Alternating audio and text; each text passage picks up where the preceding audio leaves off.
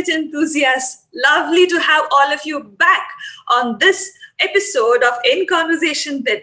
And like I said earlier, this entire month is dedicated to children. We are celebrating children in the month of November. And my today's guest, well, let me just get straight into his introduction. He is an awardee of the Bal Shakti Puraskar of 2020 for art and literature. He's a prolific writer. I think that's about it that I'm going to say. But of course, I have to mention he's from a school named Shishugraha in Bangalore, and he's from class 10. So let us quickly get into this conversation with him. Pragun, thank you so much for joining us here today. Thank you for taking time out. Yeah, thank you for having me as well. Lovely to have you here with us. All right, let's get straight into this conversation. So tell us about your journey. What happened that you got into this writing, the field of writing? What kindled this fire for this passion? Well, generally, since I was very young, I used to imagine a lot of things. Like I used to think of a lot of fan fiction stories as well, because after watching television, I would see all these cartoons, and then I would imagine extra stories of where those cartoon characters would be. But until then, it was just in my head. Until in second grade, I think I saw a picture prompt which said that write a story according to this picture. I think it came in a children's newspaper, if I'm right. So I saw the picture and I got a good idea about what I could write a story. And then I just wrote a story and sent it. And to my surprise, after 2 weeks, it got published. And then Wow. I went and I told my teachers in school about it as well. And they encouraged me a lot. And after that, I felt that people actually liked my writing. And so then I continued writing, and I think that's how I got to this stage, by writing and writing and writing. All right. So you're in class 10 now, and you said you started writing when you were in second grade. Yes. How much have you written so far? If you have to compile all your poetry, your prose, everything together, how much have you written so far? A rough number will do. Well, that would be okay. So I have to think about it, because every year actually, it's not just like full stories. I have like all these drafts and draft based on those drafts and edited versions. But generally, I think that at least the poetry part of it, every year I have written at least like 100 pages. So Lovely. it would go up to like, I don't know, maybe 2000, 3000 pages. Oh But my most God. of it is just edited material, more edited material, scratched out material. So it would be quite messy rather than just the finalized work as such. I completely get you because my team and I, all of us, we do a lot of writing. Our passion is also writing. And the way you explained all of this right now, first of all, I'm sure my team would be in love with you that you've written so much already at such a young age. And when you explained that, keep editing, you scratch and you rewrite and all of that, we do the same thing. So we completely get what you're saying. But what you mentioned about more than 2000 pieces, that's amazing. Do you write every day or maybe once in 2 days at least? Well, obviously, I try to make it a habit to write every day, and ever since the COVID lockdown, I have been able to do that, because like it's just a practice for me and improving myself every day. And then I can see how I've improved, like compared to how I've done 3 months ago, and based on that, I can ask others about how I can improve, and then try to incorporate it the next day. So every day, if you do a little improvement over time, there's an exponential increase in the quality. Absolutely, completely understand and agree with that. So, do you have someone in your life, your friend, maybe your parents, your siblings, someone whom you bounce off whatever you write with? As in, As I in, didn't get you your check question. with them, for an opinion. Do you share it with somebody to just get their opinion or their perspective on how good your writing is? Or is there any perspective that you could add to what you have written? Yeah. So one thing is, I have my dad who likes reading, like who's very interested in English and reading complex English, as I call it. Okay. I ask him how I can make my writing more broad and have a wider perspective as well. And as I mentioned before, my school also has been supporting me a lot, and I try to take their help whenever I can. So teachers also support you in all of this Yes, passion that you have. yes. Lovely. That's amazing. What other hobbies do you have, Pragun, other than writing? Well, other than writing, I'm an avid quizzer and I like debating as well. It's competitive debating, so it's like you have to defend a side which you may not directly even support.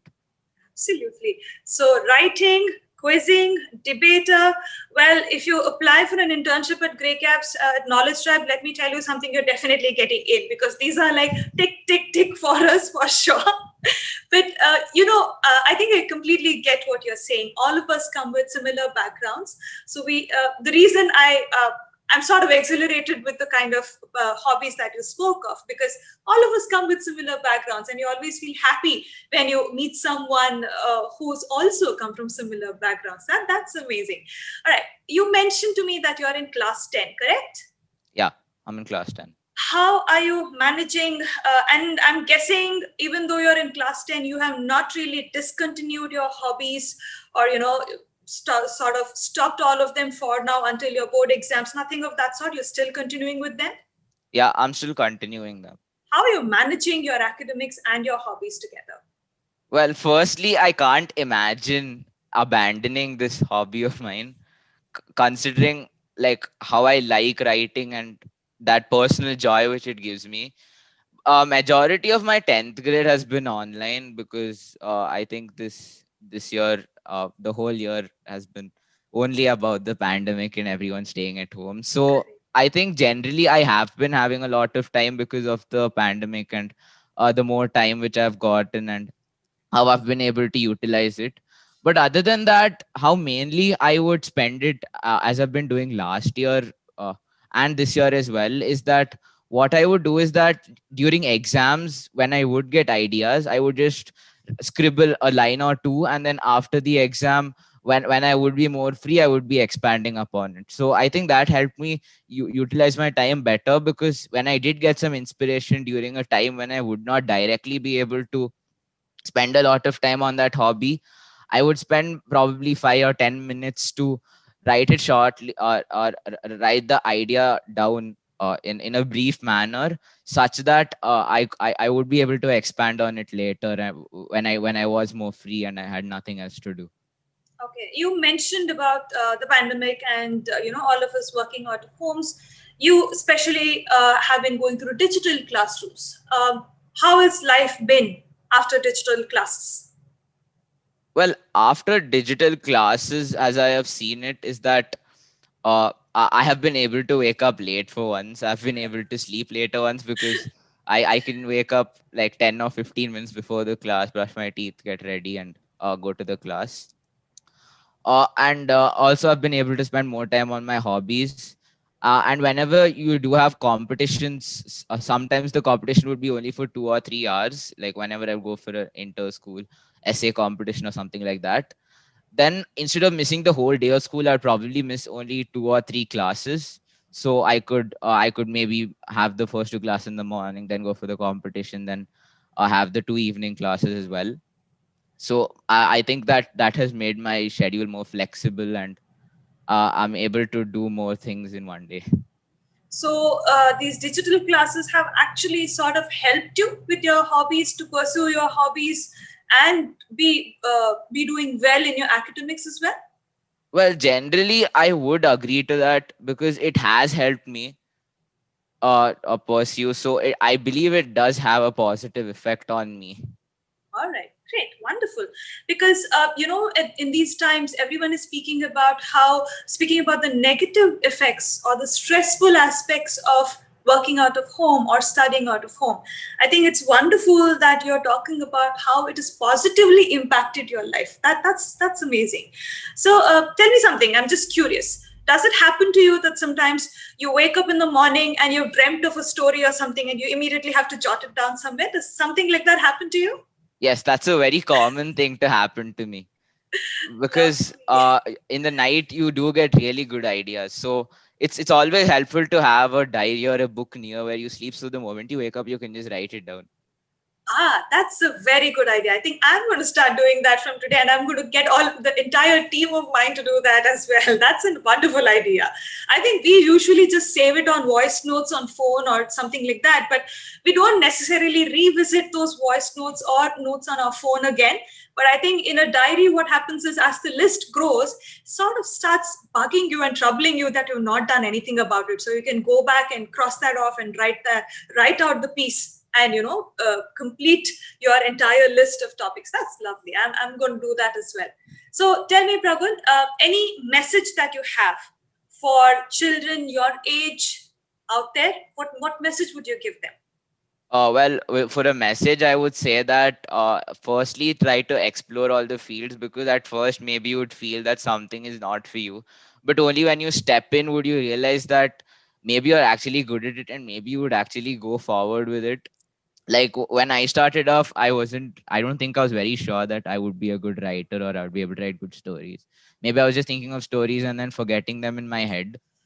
So I would say just start off and explore everything, and then I'm pretty sure you will find something that really interests you and something that makes you happy, and then just continue doing that for the happiness, and everything else will mostly follow. Like you can do it just for yourself, and everything else will follow.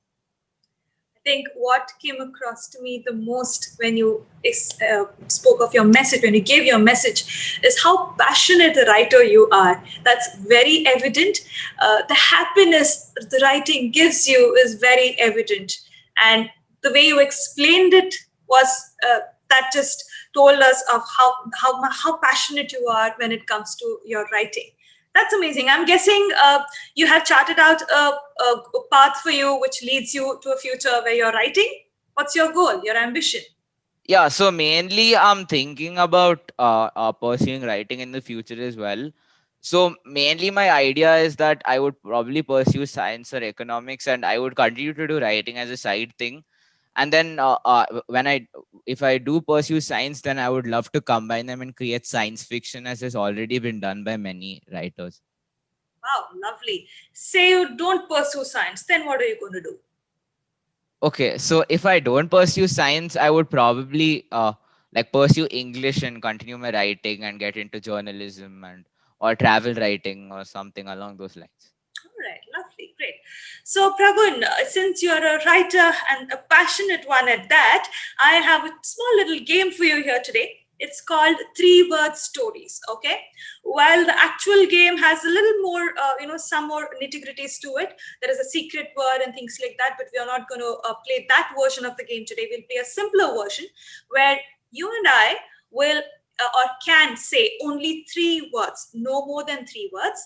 Our goal is to weave a short story. Okay. And we'll do this for about 45 seconds to a minute. And we'll try our best to give a ideal conclusion to the story. All right. Yeah, okay, that's fine. All right. So let me start.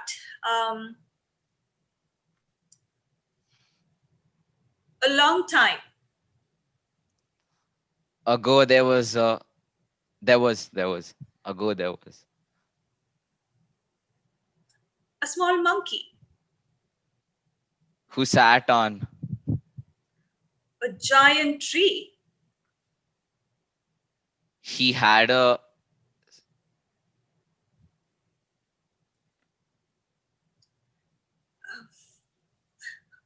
This isn't as easy as it sounds. Who had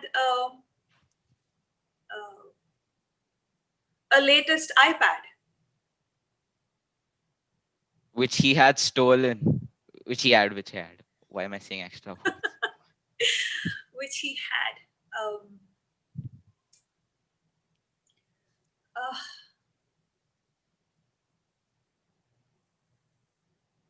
wow, I'm completely blank. Okay, which he had uh,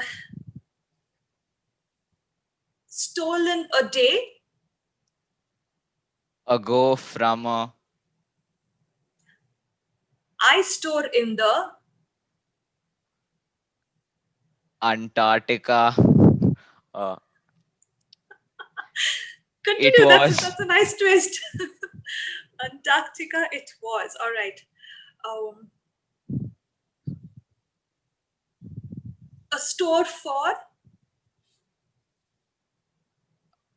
Electronic bananas, but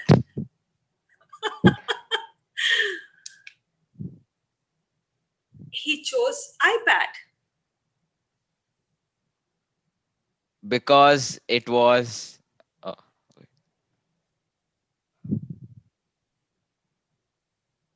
More attractive than something that he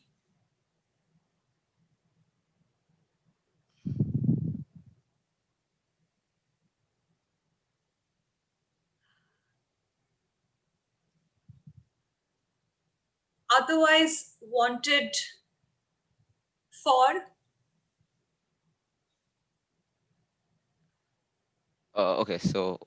okay, so where has it reached? No, I didn't get it. We said he stole the iPad from an iStore in Antarctica, which was for other things that he. And then I think I said other things that.